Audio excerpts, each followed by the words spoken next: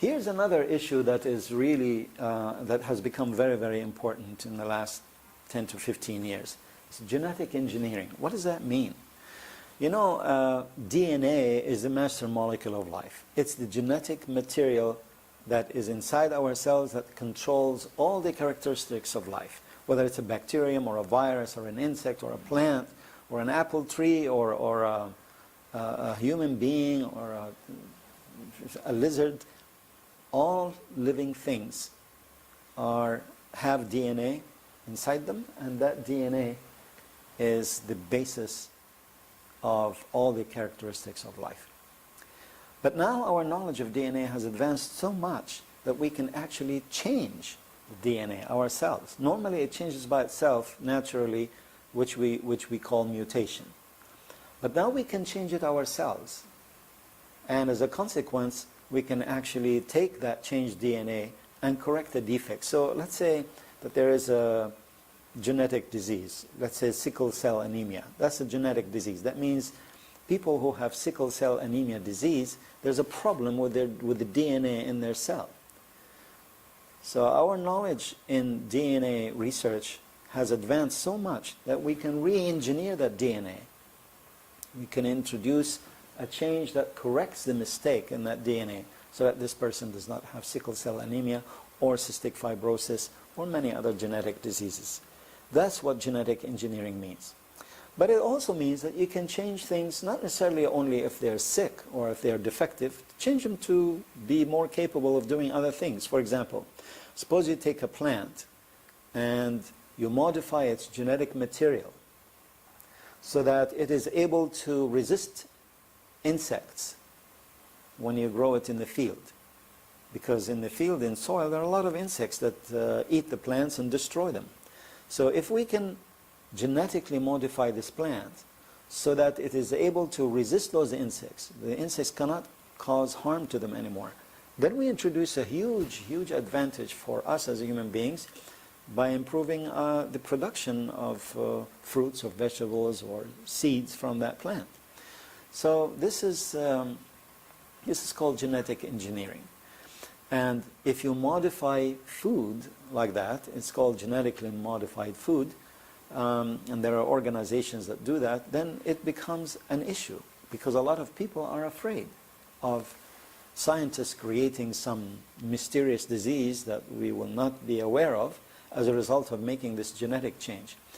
And you know, in the last maybe 30 years, there was not a single example of such monstrous little changes in microbes that caused a widespread epidemic to kill human beings. So scientific research in this area is a very sensitive issue. It touches on politics and society, on nutrition, on our survival, and our understanding of genetics and how we can use that to do evil or to do good. Here's one thing that I believe in. Everything that we invent can be used for good or can be used for bad. I'll give you a very simple example. Take a knife. I can take a knife to cut someone's arm, or I can use a knife in the kitchen for my cooking. So everything may have good applications or bad applications. And I believe that if we are a monstrous society, we can probably use science to do monstrous things. But if we are a humane and understanding and kind society, then I believe that we will be able to do very good things with science, as we have done a huge number of good things using science. Unfortunately, sometimes you use it for bad things, but in general, science has given us more good things than bad things. Anyway, these are very important issues that society discusses in general, and we should understand them so that we know how to deal with them. Here's another one. Lots of emerging viruses. In the last 30 years, we had the HIV virus, the human immunodeficiency virus. HIV is a very dangerous virus that can cause a very dangerous disease, fatal disease. This emerged recently. It wasn't there before. Zika virus, the dengue virus, the Ebola virus. All these are emerging new diseases caused by viruses, and society in general should understand how to deal with them and what to do about them, and how to prevent them, how to prepare vaccines for them. And society, humans in general, should be aware of how these diseases are spread, what are the dangers of these epidemics, how to avoid them, what to do about them. These are very, very important issues. And if we are educated in general, as a society, if we're educated about these things, then we will be able to avoid these dangers. Here's another issue that a lot of people around the world actually have strong objection to, and that is to use animals for research. In a lot of research labs, especially in pharmaceutical companies and in healthcare, we use chicks and rats and mice and monkeys for animal research.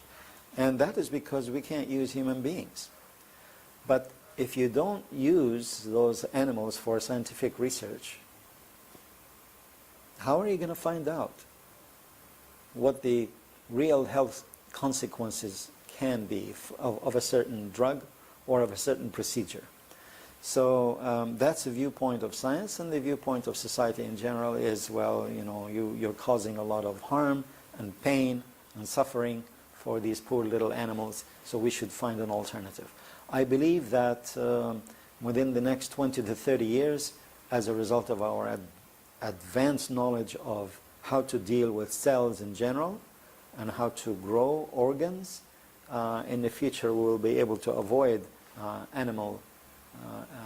the use of animals for research. So let's hope that will be the case, but this is an issue that you should be aware of in society. Evolution. Evolution is another very, very important issue in society in general. Evolution is a fact. It happens. I'm evolving, you're evolving, everybody, every living thing on the planet is changing and evolving constantly. What does it mean? That we have random mutations or changes in our genetic material. Whether we want to admit it or not, that's a fact. It's as much a fact as gravity is true. Evolution happens, and as a consequence of these changes in the genetic material, organisms can adapt themselves better to live in a certain environment, or they stop being able to live in a certain environment. And we will speak about that in detail later on. But evolution touches every aspect of our lives, and here's a good example. Superbugs. I don't know if you've heard of that. These are bacteria that have become resistant to antibiotic. What does that mean?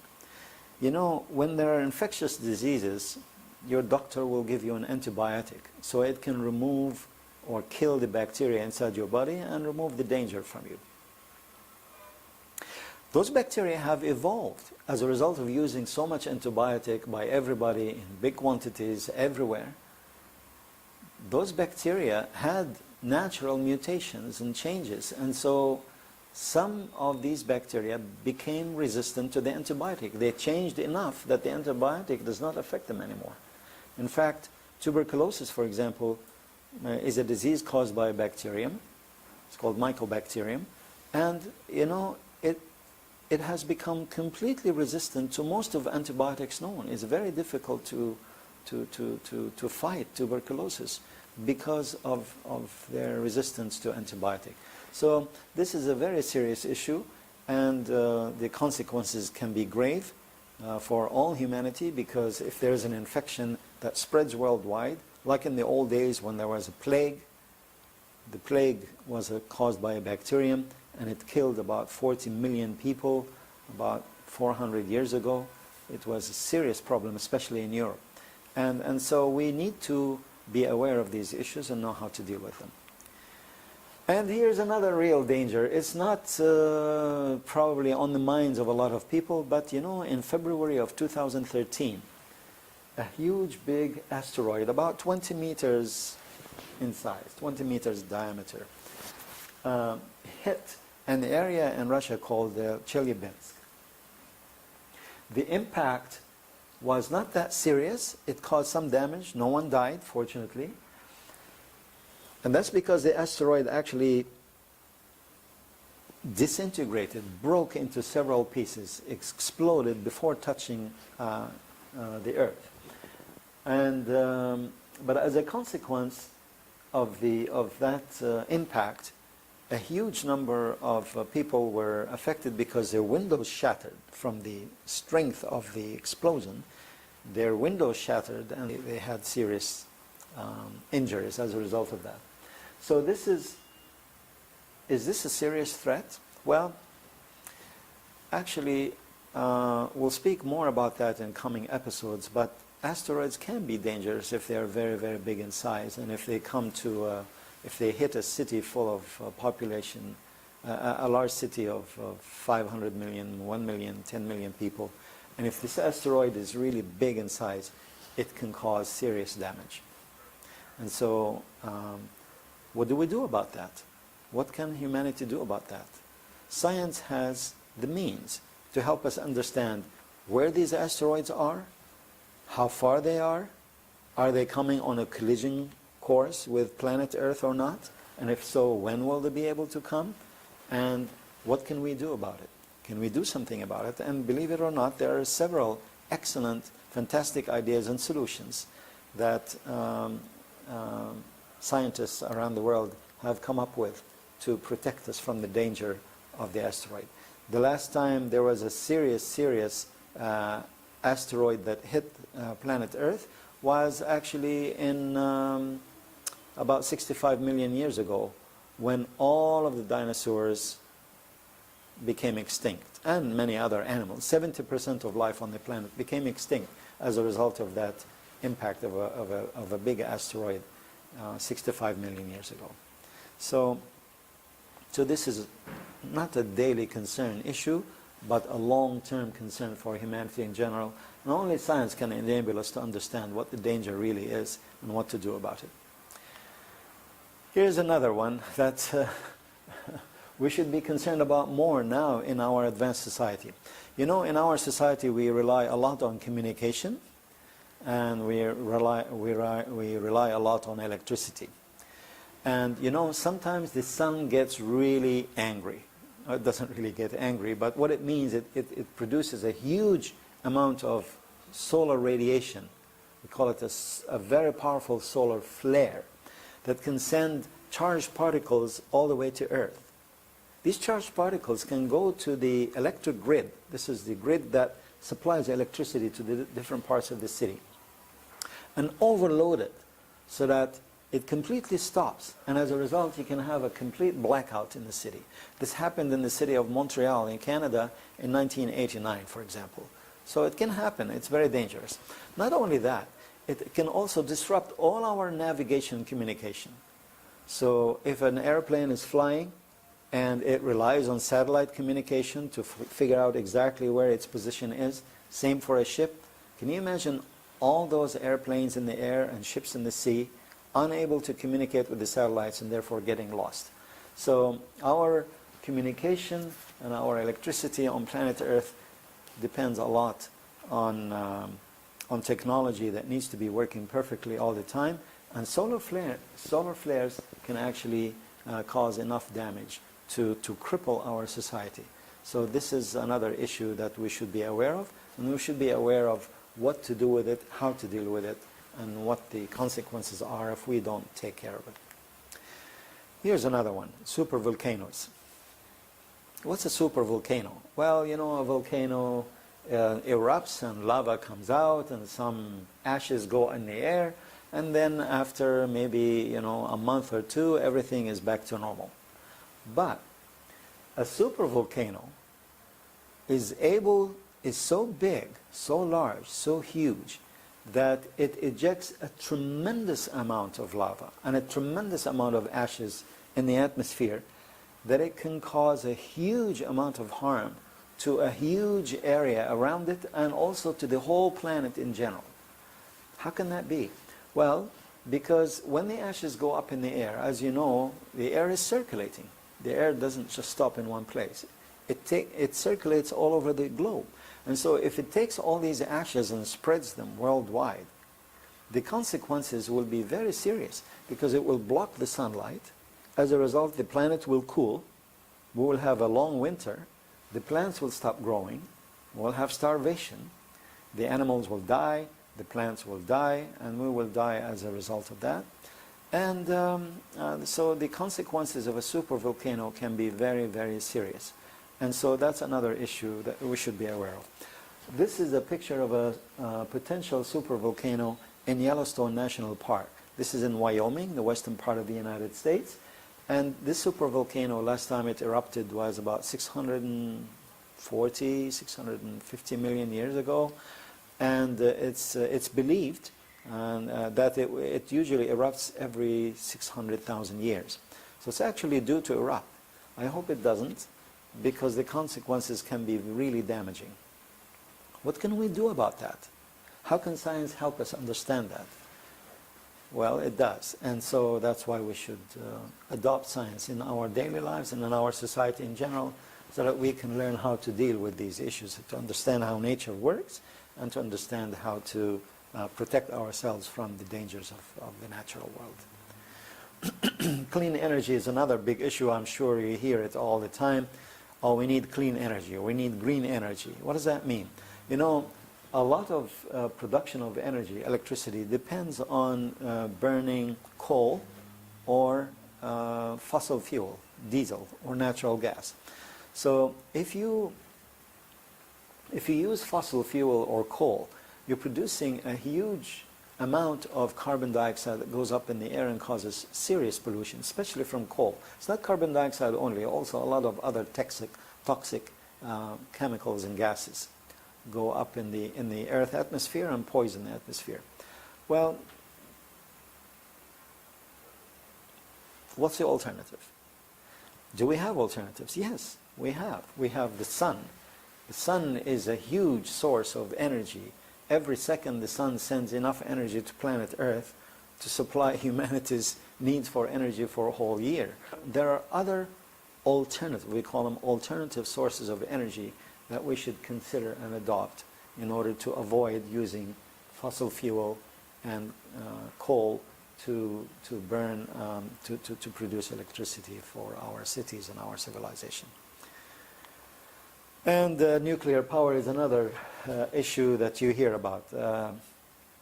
In Japan, the nuclear plant in Fukushima failed as a result of an earthquake, and as a result some radiation went into the surrounding area and caused a lot of damage and harm, because it can cause cancer and serious radiation disease. And so these are issues that we should be aware of when we use nuclear power. Nuclear power is also not sustainable. What does that mean? It means it depends on using uranium. Well, we don't have enough uranium. It's very scarce, it's difficult to find, and it's also expensive, and eventually it will finish. So nuclear power in general is safe. There aren't that many accidents, but when it does happen, the consequences are very, very serious. For example, in Ukraine about 30 years ago in Chernobyl, there was a failure of a nuclear plant. And I think they calculated that even for the next 200 years, that area where the radiation came out of the nuclear plant, it still will not be possible to live in that area for 200 more years. And all of the residents of that Chernobyl city or town were actually relocated to outside of that area, because the consequences of living there will be for sure fatal, because they will have cancer and radiation disease, and they will die. So these are serious issues that a lot of societies around the world are discussing, and we should be aware of them. We should be aware of how to deal with them, how to make them more safe, and how to avoid the consequences if something goes wrong. And here's another big thing in society today, the internet. You know, the internet has completely transformed and changed our lives in the last 25, 30 years, because there's hardly any activity you do that does not rely on the internet. So you're watching YouTube right now, watching me speak to you, thanks to the internet, and without that, that will not be possible. So it has changed the way people buy things, the way people communicate, the way people do business in general. We have online conferences right now. We have 2, 3, or 5, or 10 people, or 20 people see each other by video and talk, even though they are living in 5 or 6 or 7 different places around the planet. So these are amazing, amazing changes that happened in our society as a result of the internet. And it will change even more. And this whole advancement and change in our society is because of science. And here's another one, issue that I think in the last 10 years you may have heard a lot of people speak about it. It's artificial intelligence. What does that mean? It means that we are now coming to a stage in our advanced technology where we can actually manufacture and create machines, robots, that are as intelligent as we are. That's why it's called artificial intelligence. That is, we create that intelligence ourselves using technology, using advanced computing technology. We can create robots that are very smart and capable. In fact, they can be smarter than us. And so some people think that the consequences of that can be serious in the future, because those machines can then control our lives, and the tables will be turned. So they will control us, or they may actually exterminate the human beings and kill them completely so that they can dominate the planet themselves. I don't know if this is going to happen. I hope not. I hope there will be serious controls and regulations in the manufacturing of artificial intelligence so that we can use them for good and not for bad, and so that we can manufacture them in such a way that that will never happen. I don't know if that's possible or not, but these are issues that we can talk about and discuss in society in general. So here's my last slide of today's presentation. I would like to impress on you again that March for Science is not just the event that took place in April of 2017. To me, March for Science should be a daily event in our minds, in our attitude, in our conversation with people, in the way we deal with society. And it is my hope that you will adopt science in your lives, excuse me, whether you consider science as a career in your life or not. Just be literate about science, understand it, and understand how it affects our lives, and help society use it for good. And I believe that in these episodes I may contribute in my own special or little way to help the March of Science continue. And thank you for listening. To next episode, hopefully you'll be able to continue the journey and come to the next episode, which is called Meet the Characters. And that will be our next journey into the wonderful world of science and the world of nature.